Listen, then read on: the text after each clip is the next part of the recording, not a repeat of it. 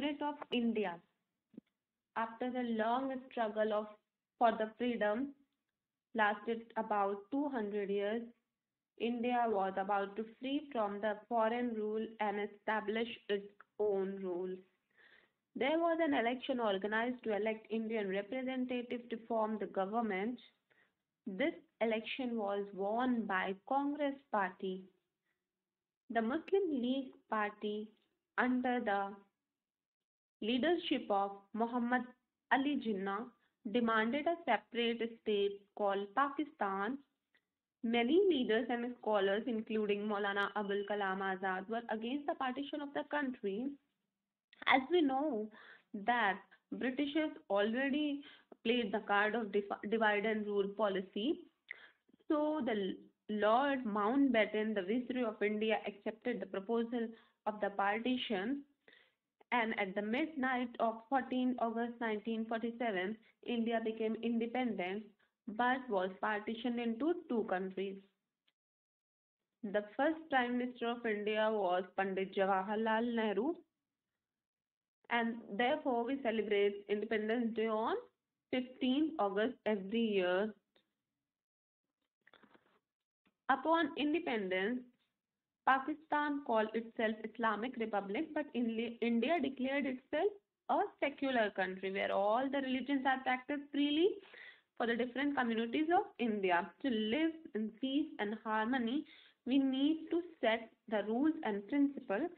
So, a team of 389 members called Constituent Assembly took 3 years to draft the principles called as Constitution, in which all the castes and communities of the people uh, participated.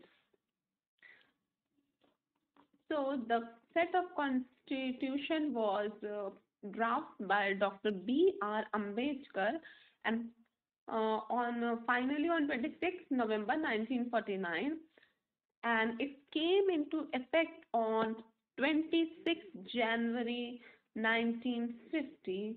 So we celebrate Republic Day on 26 January 1950. Dr. B.R. Ambedkar studied many religions and constitution of many countries for the guidance.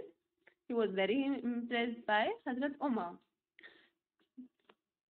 The preamble of our constitution, in which has been written that we, the people of India, having solemnly resolved to constitute India into the sovereign, socialist, secular, democratic republic, and to secure to all its citizens justice, social, economic, and political liberty of thought, expression, belief, faith, and worship, equality of status and of opportunity, and to promote among them all fraternity, assuring the dignity of the individual and the unity and the integrity of the nation in our Constituent Assembly. This 26th day of November 1949 do hereby adopt, enact, and give to ourselves this Constitution. It is written in our preamble. All the things which is written in our preamble.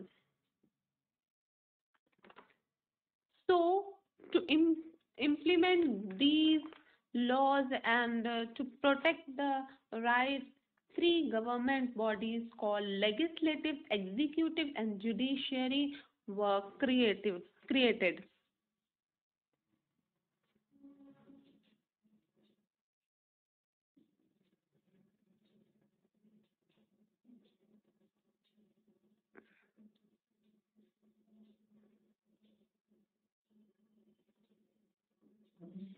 In legislative branch, which is handled by uh, Parliament, all the member of Parliament in the Parliament are responsible to represent the people from the various localities and to create rule, act, law, or amendment the Constitution as needed by citizens of India. Then in executive branch, which is headed by President, nominally with the Prime Minister in the control, they are supported by cabinet and civil servants. They are responsible for policy making, implementation of new law passed in the parliament. Then judiciary branch. It is taken care by the courts like Supreme Court, High Court, etc. They are responsible for protecting the constitution and also of the interest of the common man. Then personal laws. In India, no individual or religion is superior to another and everyone enjoy all the rights. This is the spirit of our nation and we must be proud of it. As everyone has right to practice their own religion, uniform law cannot be made for the religious practices. Therefore, our country has personal laws for various religions. The Constitution guarantees freedom of religion and protection of the interests of minorities, thus allowing all the community and tribe to practice their personal law as per their religion or culture. So we have Muslim law, Hindu law, Christian law, Sikh law, etc. to govern our marriages, inheritance, and personal matters.